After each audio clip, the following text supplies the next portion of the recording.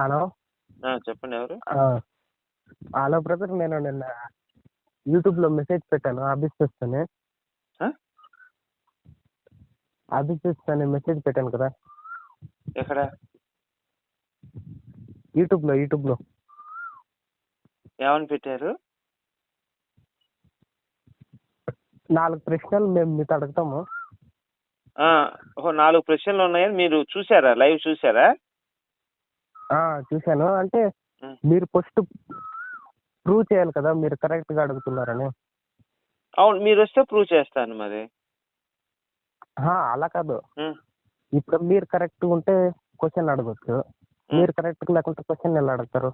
మేము కరెక్ట్గా లేవని మీకు ఎవరు చెప్పారు? ఎలా తెలుసు మీకు? అయితే 4 ప్రశ్నలు ఉన్నాయి, మీరు సమాధానం చెప్తే నేను ఒప్పుకుంటా. మీరు అడుగుతారా? అంటే దేని గురించి? బైబిల్ గురించా? కాదు, మీ గ్రంథంలో. మా గ్రంథాలు నాకు తెలియదుగా మరి. అదే మీరు ప్రూవ్ మీరు పర్ఫెక్ట్గా లేకున్నాడు ఎలా అడుగుతున్నారు? అందుకే ఇప్పుడు నాకు తెలియకపోయినా మా వాళ్ళకి తెలుసు. పోనీ మా గ్రంథాల అయితే గురించి అడగండి. మీరు ఒక్క నిమిషం ఉండండి, చెప్పండి.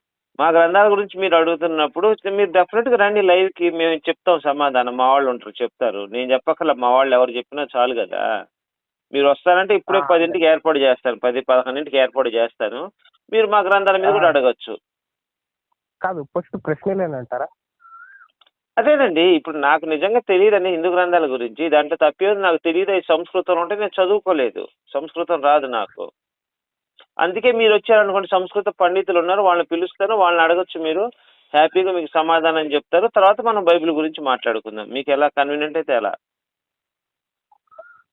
కాదు, ఇప్పుడు మీరు కరెక్ట్ గా దీనికి సమాధానం చెప్తే నేను 26 క్వశ్చన్లకి సమాధానం చెప్తా. 26 ప్రశ్నలు కాదే మా, ఈ 4 ప్రశ్నలే. అవి చెప్తా. చెప్పాను కదా హిందూ గ్రంథాల ఇంకా గురించి నాకు ఐడియా లేదని. ఎందుకంటే అది ఒక గ్రంథం కాదు కదా, 400-500 గ్రంథాలు ఉన్నాయి. అవన్నీ చదవాలంటే లేదు, ఒక జన్మ రామాయణం కూడా మాత్రమే. సరిపోదు. మహాభారతం, రామాయణం మాత్రమే.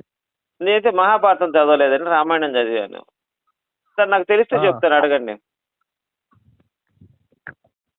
రాముడు పాయసం తింటే ఏంటి పుట్టాడు. ఏంటి? పాయసం పాయసం పాయసం తింటే పుట్టాడు. పుడితే ఏమైంది? దాంట్లో తప్పేముంది? దాంట్లో మీకు తప్పే ఉంది? దాంట్లో మీకు ఏమైనా తప్పు కానీ? అవును, తింటే పుట్టాడు. అవును, పాయసం ఎవరు తిన్నాడు? దశరథుడు తినలేదు. ఎవరు తిన్నారు చెప్పు పాయసం? ఎవరు తిన్నారు పాయసం? వాళ్ళ పేర్లు ఏంటి? వాళ్ళ పేర్లు లేకపోయినా మరి అది ఏమండి, మీకే సగం తెలియదు. ఇంకా నన్ను ఏం అడుగుతారు చెప్పండి? ప్రశ్న అడిగేటప్పుడు పూర్తి వివరాలతో అడగాల. మేము అడిగా అనుకోండి, ఆధారాలు రెఫరెన్సులు చదివి మేము చూపించి మాట్లాడతాం. మీకు మాకు తేడా ఉంది కదా.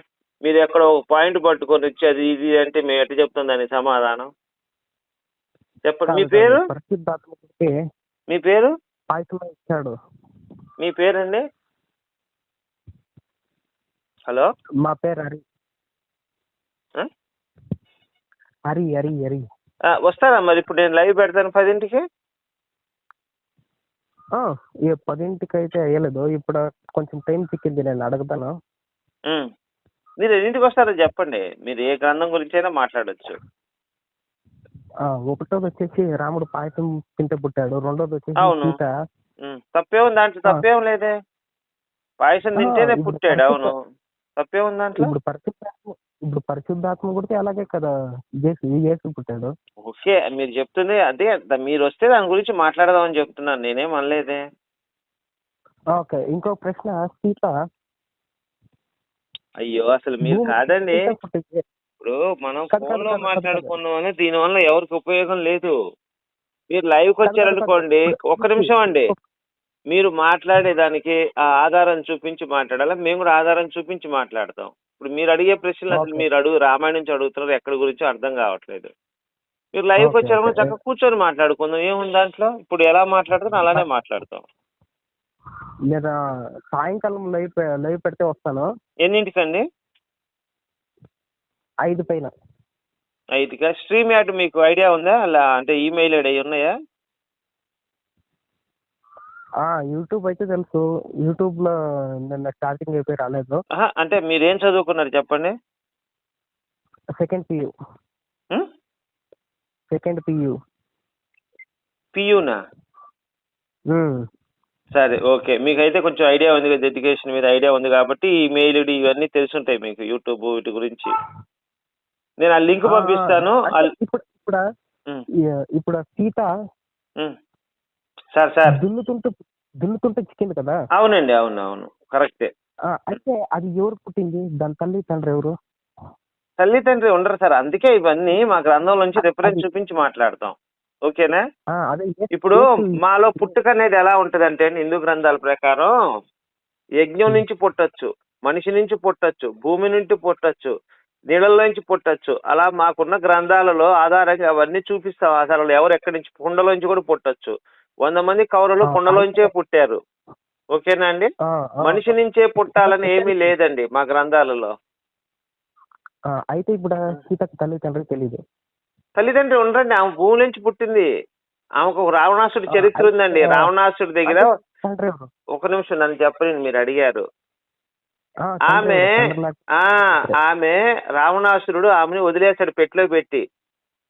వదిలినప్పుడు అదంతా పెద్ద చరిత్ర ఉంటదండి. ఆమెకు శాపం, ఆమె పెట్టిన శాపం ఇవన్నీ ఉంటాయి.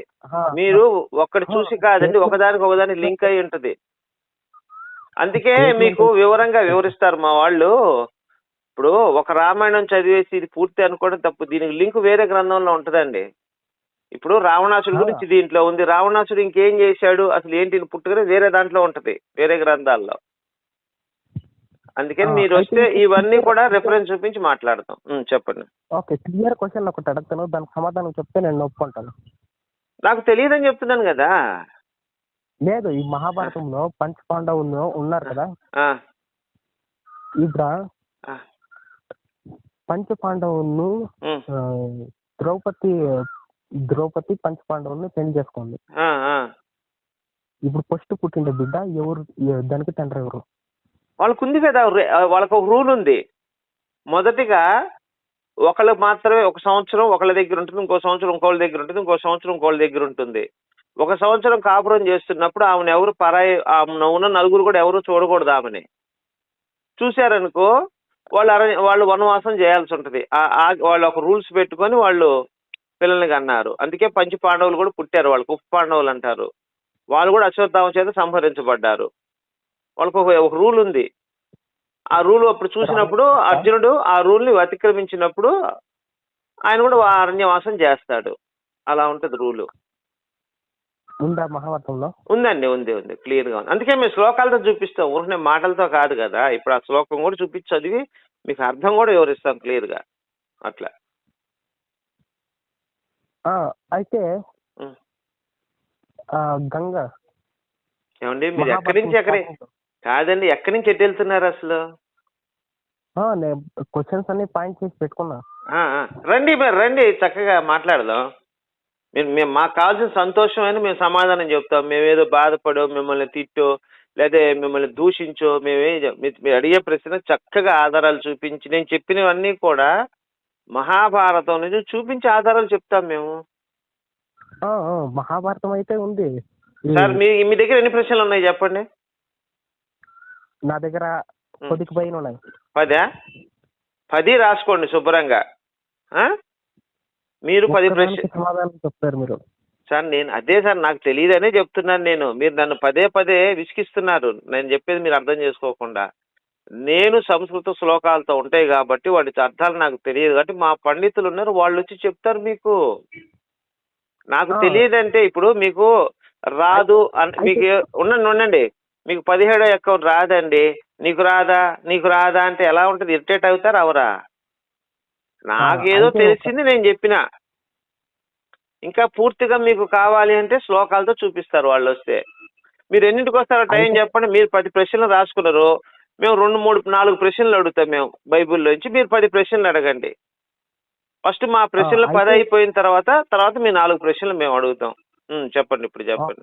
ఓకే, ఇప్పుడు నేను అడిగే క్వశ్చన్ ఆన్సర్ చెప్పలేకపోతే మీరు యేసు పరిశుద్ధాత్మ అని ఒప్పుకోవాలి.